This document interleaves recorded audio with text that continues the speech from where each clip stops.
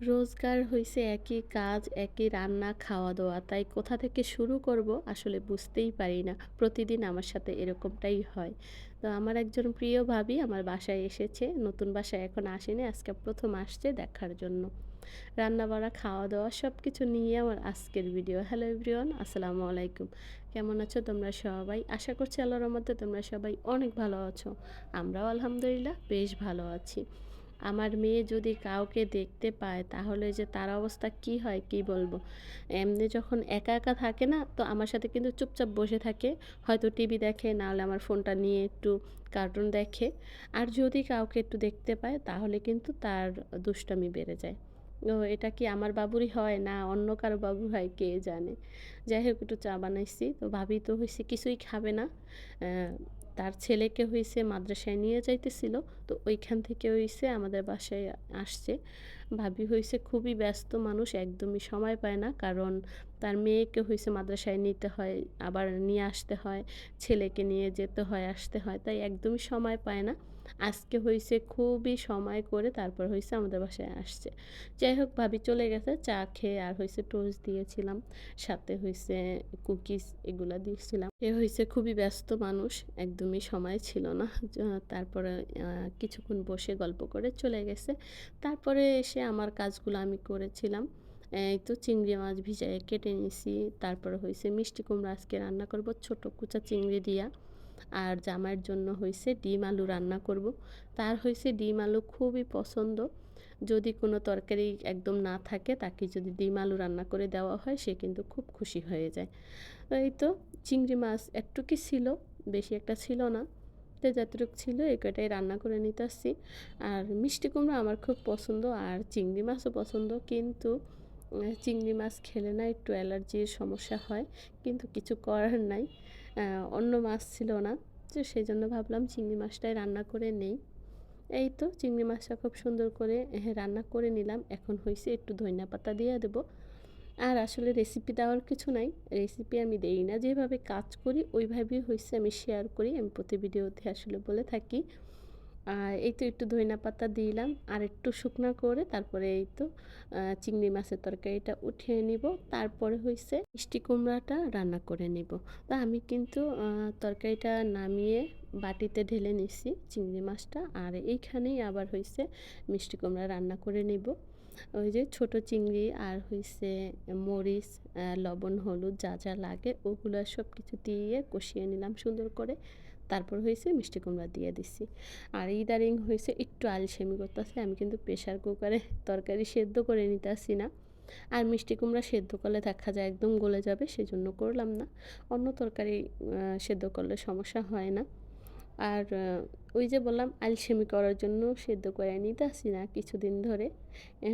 আলসেমি আসলে করা যাবে না। আলসেমি করলে লস। শীতের দিন তো আসলে যতই চেষ্টা করি আলসেমি করব না হয়ে যায়। তারপরে যে আমাদের বাসায় যে আপা আমার আসে সে আমারে হইছে বেশি আলসেমি বানাইয়া ফেলাইছে।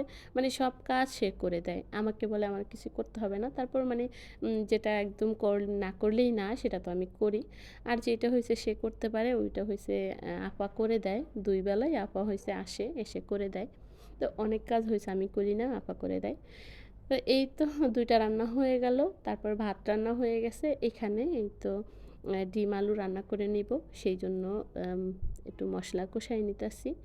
এখানে এই তো আদা বাটা, রসুন বাটা সবকিছু দিয়ে, মরিচ, হলুদ সবকিছু দিয়ে, একটু টমেটো দিয়ে খুব সুন্দর করে কষিয়ে নিতেছি মসলাটা। তারপরে হইছে আলু যে কুচায়ে রাখছি সেই আলুটা দিয়ে দিব। আর এই তরকারিটা যে আমার খুব পছন্দ, যদিও আমার পছন্দ না। এই তরকারিটা আমার কাছে খুব বিরক্তকর, আমার ভালো লাগে না। আসলে জামাইয়ের খুব পছন্দ, সেইজন্য ওর জন্যই রান্নাটা করি। তো এইখান থেকে একটা ডিম ধুইয়ে তারপর হইছে জান্নাতকে দিয়েছিলাম। আর ২ টা ডিম হইছে সে খেয়ে নিছিল। হ্যাঁ, আমি কিন্তু খাই নাই। কারণ ওই যে আমার হইছে এই তরকারিটা একদম পছন্দ না। কিন্তু খুব সুন্দর করে রান্না করেছি। যেহেতু জামাই খাবে তার জন্য তো সবসময় হইছে স্পেশাল করে রান্না করি। হ্যাঁ, যেন সে একবেলা ভাত খায়। খুব মজা করে যেন খেতে পারে সেইজন্য সবসময় আরকি চেষ্টা করি খুব মজা করে রান্না করার। যাই হোক রান্নাবান্না শেষ। এখন তো এই অ্যা ধোয়া মোছা কাজগুলা করতে হবে। আমি কিন্তু প্রতিদিনই এই কাজগুলা করি। তো দেখা যায় মাঝে, মাঝে শেয়ার করি, মাঝে, মাঝে করি না। আজকে ভাবলাম একটু শেয়ার করি। তো এই তো এখানের ফুলটা একটু সরিয়ে নিলাম। এটাকেও কিন্তু আমি যখনই হইছে চুলাটাকে ধুই, পরিষ্কার করি, ফুলগুলাও কিন্তু আমি খুব সুন্দর করে ধুয়ে মুছে পরিষ্কার করে নিই। মানে শুকনা করে আবার জায়গাটা জায়গায় রেখে দেই। এই তো খুব সুন্দর করে ধুয়ে মুছে পরিষ্কার করে নিলাম। তারপর হইছে চুলা আবার জাগারটা জাগায় রেখে দিতাছি। আর এখানে ভিডিও নিতে না আমার আসলে ইচ্ছা করে না। কারণ ওই যে উপরে দেখা যায় ভাঙাটা, এটা যদি ভিডিও নিতে যাই এটা দেখা যায়। রান্না করতে গেলেও আমার অসুবিধা হয়। দেখতে আসলে বিচ্ছিরি। আসলে এইটা হইছে একটা সমস্যা। বাড়িওয়ালা বাসায় যদি না থাকা যায় তাহলে এই সমস্যা আসলে কোনো কিছু একটা সমস্যা হইলে দেখা যায় যারা হইছে বাড়িতে থাকে, বাড়ি দেখাশোনা করে এরা এই জিনিসটা গায়ে লাগায় না। আর বাড়িওয়ালা যাদের বাড়ি থাকে ওইসব বাড়িতে থাইকা একটা শান্তি অন্যরকম। মানে কোনো একটা কিছু সমস্যা হইলে দেখা যায় এরা তাড়াতাড়ি দেইখা দেয়। তো এই বাড়িতে কতদিন থাকবো আসলে বুঝতে পারি না। আসলে রুম পাল্টাইতে না খুবই কষ্ট। সেই জন্যই হইছে আমাদের দূরে কোথাও যাওয়া হয় না। এই বাড়িতেই হইছে থাকা হইতেছে।